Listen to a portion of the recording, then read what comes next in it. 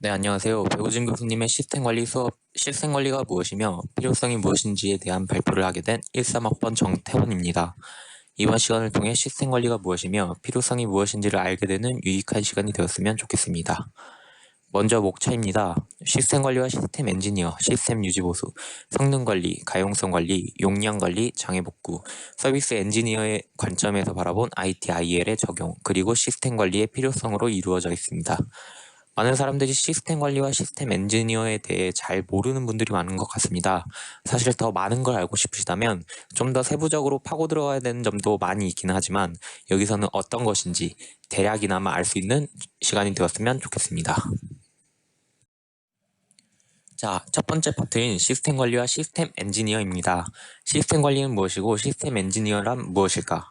우리가 컴퓨터 시스템을 통해 무언가를 할 때 컴퓨터 시스템은 계속해서 어떠한 일을 합니다. 정확히는 시키는 것이겠지요. 하지만 해당 일들을 원활하게 운영하기 위해서는 하드웨어 보수 등 컴퓨터 시스템을 관리하는 것이 필요합니다. 이것을 시스템 관리라고 부르고 해당 컴퓨터를 설계 및 관리하는 사람을 가리켜 시스템 엔지니어라고 합니다. 그렇다면 시스템 관리, 즉 컴퓨터 시스템을 관리하는 것이 정확히 무엇인지에 대해서 알아보도록 하겠습니다. 두 번째 파트, 시스템 유지 보수입니다. 오늘날 IT 인프라스트럭처는 기업 경쟁력을 좌지우지하는 핵심 기능으로 구성하였고 모든 업무는 통합되고 전환되어 기업의 경영 방향을 결정짓게 되었습니다. 때문에 오늘날 기업 경영에 있어서 전사 시스템 자체는 기업의 오퍼레이션뿐만 아니라 그 기업의 자체 경쟁력을 제고하는 중요한 전략적 도구가 되었습니다. 위의 예시를 통해 다운타임으로 인한 손실이 얼마나 막대한지를 조금 더 살펴보도록 하겠습니다. 다운으로 인한 비용은 값으로만 측정되지는 않습니다. 하지만 해당에 대한 평균을 비용으로 살펴보자면 증권거래에서 다운타임이 일어나면 시간당 약 74억이, 신용카드 인증에서 다운타임이 일어난다면 시간당 약 29억의 손해를 입게 됩니다.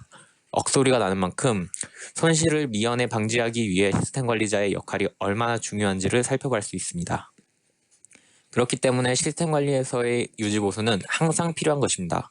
자, 그렇다면 성공적인 유지보수를 하고자 한다면 또 시스템 변경 시의 제한사항은 무엇인지 알아보도록 하겠습니다. 성공적인 유지보수를 위한 계획과 고려사항. 유지보수 작업 전에 이 작업이 다른 서버, 클라이언트, 네트워크, 데이터베이스, 어플리케이션 등 미치는 영향을 항상 고려해야 한다. 예상할 수 있는 최악의 상황에 대비하여 항상 계획적으로 작업을 진행하여야 한다. 등등 고려사항들이 있으며 시스템 변경 시의 제한사항. 시스템에 발생시키는 변경 작업은 한 번에 한 가지씩만 적용하라. 시스템에 발생하는 모든 변경 작업은 문서화되어야 한다 등의 내용이 있습니다. 해당 고려사항들과 제한사항들을 통해 시스템 관리자는 변경 시에 일어나는 모든 문제들에 대하여 미연에 방지하여 성공적으로 유지보수할 수 있도록 노력해야 합니다. 다음으로 세 번째 파트 성능관리 분야입니다. 성능관리 분야 같은 경우는 전공 분야로 더욱 파고 들어가야 되는 부분이기 때문에 전공자가 아니더라도 쉽게 설명을 하려고 많은 부분, 전공 부분을 빼고 설명을 하게 되었습니다. 그만큼 부족한 면이 많이 있을지도 모르겠지만 최대한 요약하고 이해할 수 있게 노력했습니다. 성능관리는 시스템 엔지니어에게는 필수적인 분야이고 핵심적인 주제라고 할 수 있는 부분입니다. 그만큼 시스템 엔지니어는 하드웨어의 특성, 운영체제의 커널 등 시스템 자원을 이용하는 전반적인 프로그램에 대해서 자세히 알고 있어야 합니다. 어떻게 보면 기술이 어느 정도냐에 따라서 시스템 엔지니어의 코스트가 달라지게 되는 것이죠. 하드웨어가 어떻고 운영체제가 어떻고 등등 자세히 설명하기에는 시간이 너무나도 짧고 너무 전공 분야로 파고 들어가기 때문에 생략을 하도록 하고 성능 관리를 요약하자면 시스템이 가지고 있는 자원을 보다 적절히 배치하여 사용자에게 빠른 응답 시간을 제공하기 위한 작업이라고 생각하시면 되겠습니다. 네 번째 파트 가용성 관리입니다. 가용성 관리에 대해 알아보기 전에 가용성이 무엇인지 모르는 분들이 많으실 겁니다.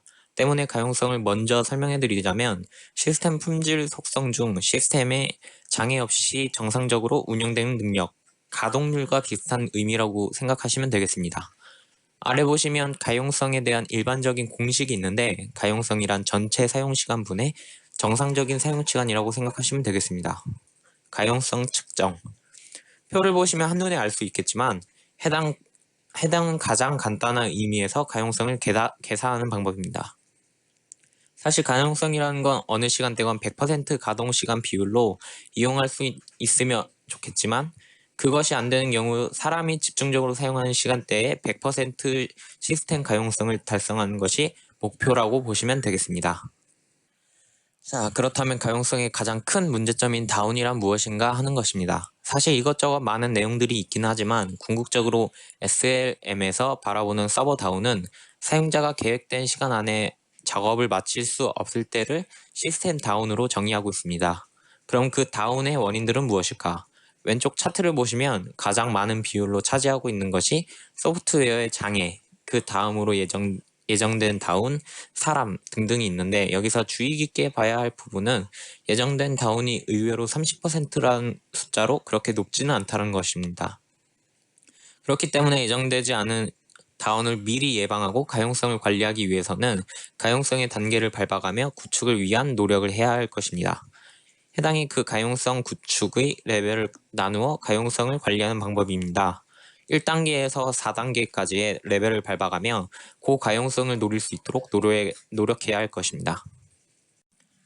다섯 번째 파트 용량 관리입니다. 용량 관리 분야 또한 많은 부분 전공 분야로 들어가기 때문에 알기 쉽게 설명하도록 많은 노력을 했습니다. 아래 용량 산정 프로세스를 보시면 작업량을 측정하여 분석된 작업을 토대로 하드웨어와 소프트웨어의 능력을 분석하여 최상의 효율을 고려한 하드웨어와 소프트웨어의 능력과 최적의 투자 비용에 대한 트레이드 오프를 준비, 해당을 설치, 모니터링, 조정을 한다는 것인데 결국 무슨 말을 의미하는 것이냐? 알맞은 용량 산정 프로세스를 통해 해당 업체에 필요한 만큼의 용량을 산정하여 이후 용량에 대한 추가적인 코스트가 최대한 들지 않도록 한다라는 것입니다. 즉, 올바른 용량 산정이 이후에 새로 도입될 시스템이 필요가 있어지냐 없어지냐가 결정이 되는 것이죠. 그만큼 코스트의 낭비를 줄여준다는 것입니다. 여섯 번째 파트 장애복구입니다. 장애복구, 말 그대로 장애를 복구한다는 의미로 해당 같은 경우는 고가용성, 즉 가용성을 높여주는 하나의 파츠라고 생각하시면 되겠습니다. 고가용성의 연장선상에서의 복제 기술, 복제를 통한 다양한 운영상의 장애, 성능 손상을 더 빨리 복구할 수 있고 장애 시간에 대한 예측 및 방어를 가능케 해줍니다. 복제가 필수적으로 요구되는 환경과 기법에 대해서는 아래의 내용을 참고해 보시면 될 것 같습니다. 이외에 데이터베이스 복제라는 것도 있지만 이는 다양한 재난, 예를 들어 주 데이터베이스가 손상되거나 동작 중이던 시스템의 장애 시 복구하는 데 걸리는 시간을 분 단위가 아닌 초 단위로 낮춰주고 전체적인 시스템의 물리적인 장애로부터 시스템을 보호해 준다는 것입니다.